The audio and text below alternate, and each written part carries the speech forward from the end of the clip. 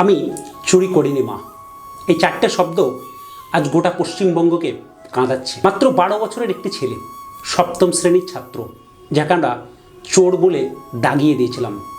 সমাজ যার দিকে চোরজবৃত্তির আঙুল তুলেছিল, সে নিঃশব্দে আমাদেরকে ছেড়ে চলে গেল।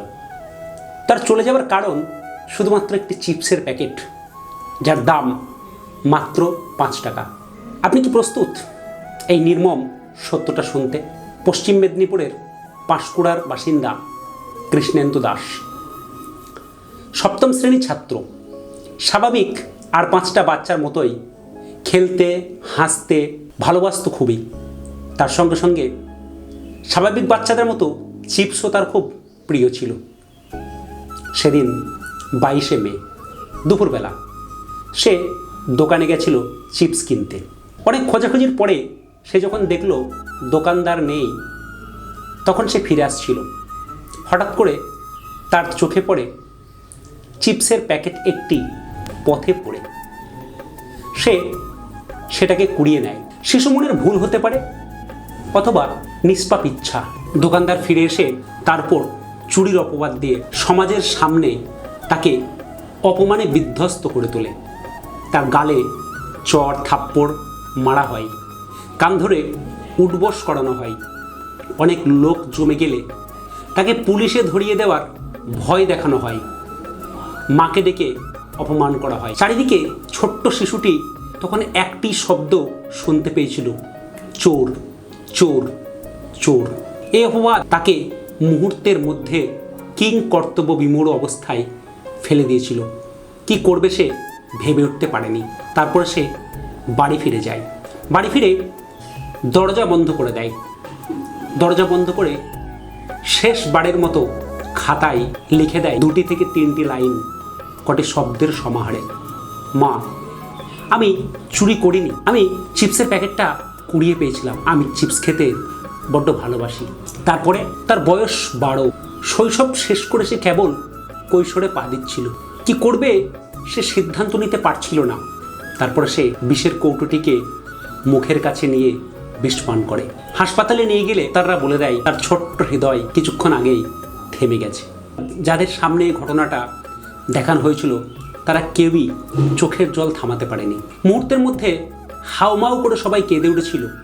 একটি ছোট্ট প্রাণ, আগামী দিনের ভবিষ্যৎ, মাত্র 5 টাকার জন্য তার জীবনটা চলে গেল।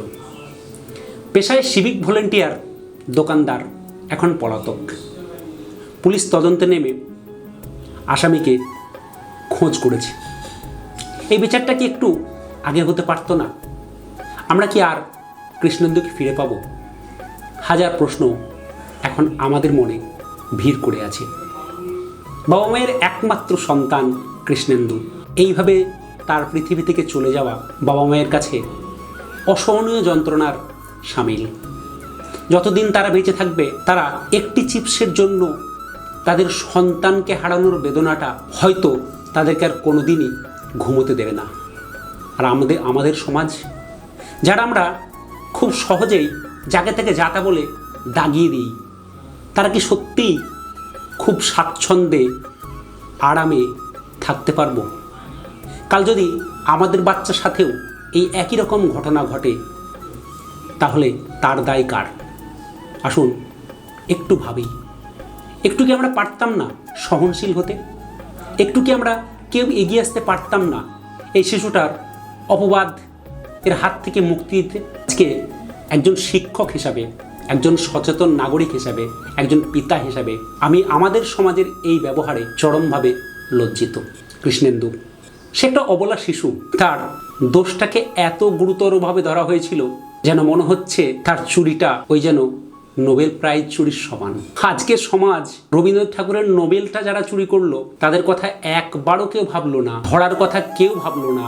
হাজার হাজার কোটি কোটি টাকা যারা এদেশ থেকে নিয়ে সুইস ব্যাংকে জমা করে দেশের লোককে পাতি হাতে ধরিয়ে দিল, তাদের কথা একটিবারও কেউ বলল না।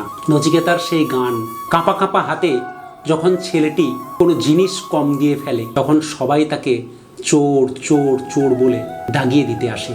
একই রকমভাবে বাবুদের ব্রিফকেস থেকে নেকলেস থেকে শুরু করে সব কিছু চুরি হয়ে গেলেও যদি ছোট্ট একটি খাবার বাবুদের থালা থেকে কেউ নিয়ে নেয়, একটি বা দুটি টাকা যদি কেউ নিয়ে নেয়, তাহলে সেই শৈশবটাকে আমরা চুরি বলে দাগিয়ে দিতে 1 মিনিটও সময় নিই না।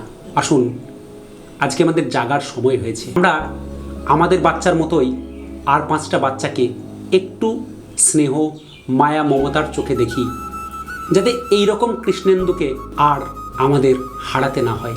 চিপসের প্যাকেটের মূল্য তো 5টি টাকা। 5টি টাকা যদি দোকানদারের কমই ইনকাম হতো, তাহলে কি দোকানদার শেষ হয়ে যেত, তার ব্যবসা নষ্ট হয়ে যেত? ছেলেটির এত নির্মম 4টি শব্দ, আমি চুরি করিনি মা, সারা পশ্চিমবঙ্গবাসীকে ভেতর থেকে কাঁপিয়ে দিয়েছে। কথা প্রসঙ্গে সত্যেন্দ্রনাথ দত্তের একটি লাইন আমার খুব মনে পড়ে যায়। আমাদেরকে মানুষ হওয়ার পরেও আবারও বলেছিলেন মানুষ হতে। কবি বলছেন, আবার তোরা মানুষ হ। সত্যিই আমাদের মানুষ হওয়ার প্রয়োজন আছে। আসুন সকলে মিলে আমরা একটু সামান্য সহনশীলতা বাড়াই।